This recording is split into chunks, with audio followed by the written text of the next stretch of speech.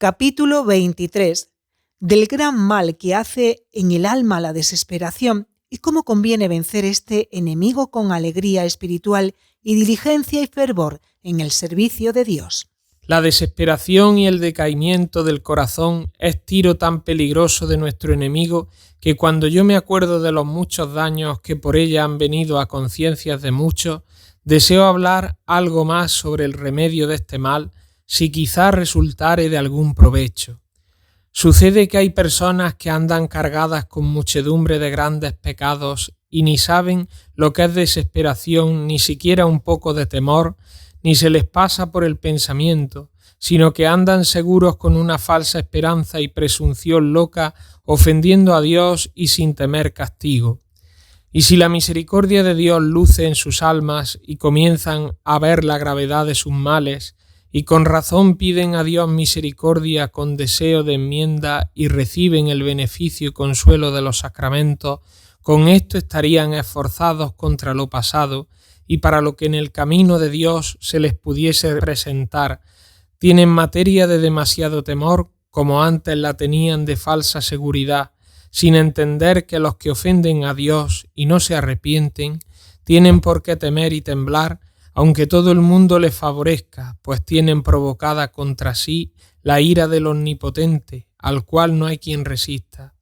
Y que los que se humillan ante Dios y reciben sus santos sacramentos y quieren hacer su voluntad, deben tener, como dicen, un ánimo de león, pues les está mandado que con estas garantías confíen que Dios está con ellos.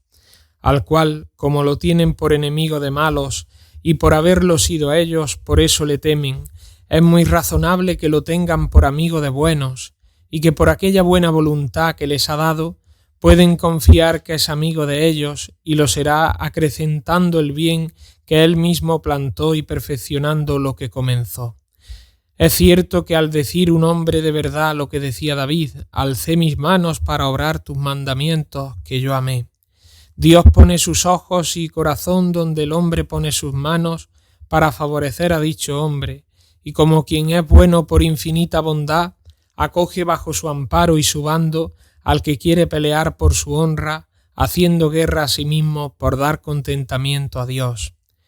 Y aunque es verdad que cuando el hombre comienza a servir a Dios con llamamiento particular suyo, que le incite a, despreciadas todas las cosas, buscar la margarita del Evangelio con perfección de vida espiritual, se levantan contra dicho hombre tales asechanzas y guerras de los demonios directamente y por medio de malos hombres, y le ponen en tal aprieto que al primer paso que se levanta de tierra y pone el pie en la primera de las 15 gradas para subir a la perfección, se ve obligado a decir: cuando estuve atribulado llamé al Señor y me oyó. Señor, libra mi alma de los labios malos y lengua engañosa.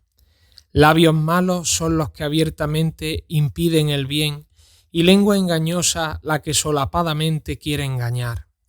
Y algunas veces se presentan, o lo parece, tan grandes impedimentos para dejarlo comenzado, que son semejantes a aquellos grandes gigantes que decían los hijos de Israel: comparados nosotros a ellos, somos como unas pequeñas langostas, y parece que los muros de la ciudad que hemos de combatir llegan con su altura a los cielos, y que la tierra que hay allí traga a sus moradores. Pero con todo esto debes mirar, y miremos todos con ojos abiertos, cuanto desagradó a Dios el desmayo y desesperación que los hijos de Israel tuvieron con estas cosas ya dichas,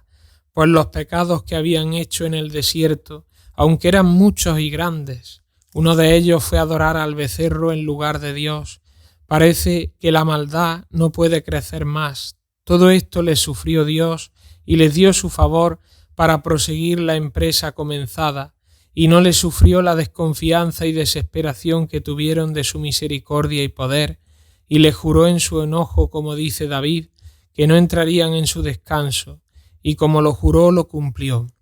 ¿No os parece que tenemos razón para maldecir este vicio contrario a la honra de la bondad divina, la cual es mayor que nuestra maldad, cuanto mayor es Dios que el hombre? Y ten por cierto que como el camino de la perfecta virtud es una batalla muy reñida y con enemigos muy fuertes dentro y fuera de nosotros, quien comienza esta guerra no puede llevar consigo cosa más perjudicial que la pusilanimidad del corazón, pues quien ésta tiene suele huir de las sombras. Con mucho motivo mandaba Dios en tiempos pasados que cuando su pueblo estuviese en la guerra, antes de que comenzasen a pelear, sus sacerdotes animaran al pueblo, no con ánimos humanos de multitud de gentes y de armas, sino con la sombra del Señor de los ejércitos, en cuya mano está la victoria, el cual suele vencer a los altos gigantes con las pequeñas langostas, para gloria de su santo nombre. Y conforme a esto que Dios mandaba, aquel valeroso San Pablo dice a los que quieren entrar en la guerra espiritual: confortaos en el Señor y en el poder de su fortaleza, para que así, confortados, peleen las peleas de Dios con alegría y esfuerzo, como se lee de Judas Macabeo, que peleaba con alegría y así vencía. Y San Antón, hombre experimentado en las guerras espirituales, solía decir que la alegría espiritual es remedio admirable y poderoso para vencer a nuestro enemigo. Qué cierto es que el deleite que se toma en la obra acrecienta fuerzas para hacerla, y por esto San Pablo nos amonesta: gozaos siempre en el Señor. Y de San Francisco se lee que reprendía a los frailes, que veía que andaban tristes y mustios, y les decía: el que sirve a Dios no debe estar de esa manera, si no es por haber cometido algún pecado. Si tú lo has hecho, confiésate y torna a tu alegría. Y de Santo Domingo se lee que en su faz aparecía una alegre serenidad que daba testimonio de su alegría interior, la cual suele nacer del amor del Señor y de la viva esperanza de su misericordia, con la cual pueden llevar a cuestas su cruz, no sólo con paciencia, sino con alegría, como lo hicieron aquellos que les robaron los bienes y quedaron alegres. Y la causa fue porque aposentaron en su corazón que tenían mejor hacienda en el cielo, experimentando lo que dijo San Pablo: gozosos en la esperanza y sufridos en la tribulación, porque sin lo primero mal se puede tener lo segundo. Pero cuando faltan este vigor y alegría, es cosa digna de compasión ver los que pasan personas que andan en el camino de Dios, llenas de tristeza desaprovechada, llenos de amargura los corazones, sin gusto en las cosas de Dios, áspero consigo y con sus prójimos, y con tan poca confianza en la misericordia de Dios que casi no tienen ninguna.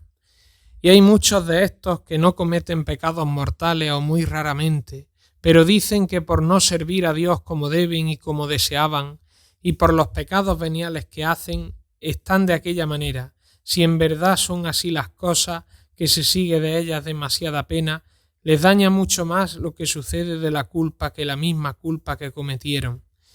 Y lo que pudieran cortar si tuviera prudencia y esfuerzo, lo hacen crecer y caen de un mal en otro. Estos deben procurar y trabajar por servir a Dios con toda diligencia, pero si se ven caídos, que lloren, pero no desconfíen.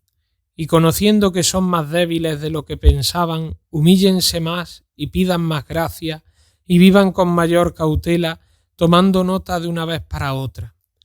Y muchos hacen al revés de esto, que son descuidados y perezosos en servir a Dios, y al caer en la culpa no se saben valer, sino que dan consigo en el pozo de la desconfianza y de mayor negligencia, como en verdad la principal causa para evitar la desesperación es evitar la tibieza y descuido en el servicio de Dios,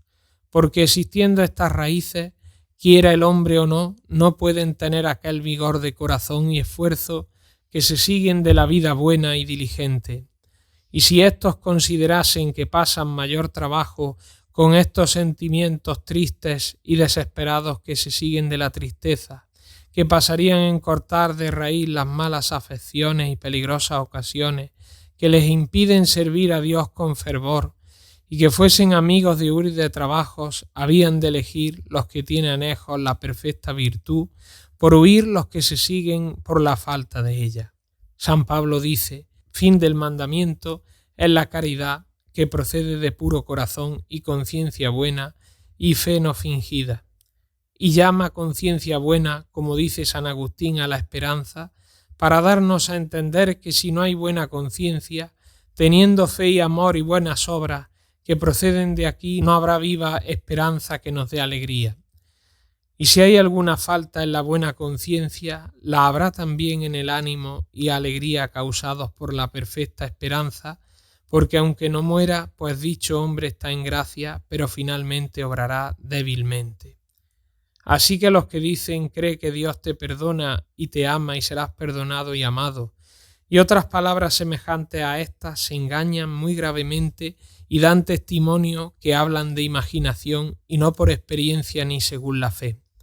Y aquellos esfuerzos, como no son de Dios, no pueden tener en pie al hombre cuando se presenta tribulación que sea de verdad. El ánimo del corazón y el gozo de la buena conciencia son frutos de la buena vida, el cual hallan dentro de sí los que viven virtuosamente, aunque no miren en ello, y cuanto más crece lo uno, más crece lo otro, y de causa contraria se sigue el efecto contrario según está escrito. El corazón malo da tristeza, y de ésta nace la desconfianza y otros males con ella.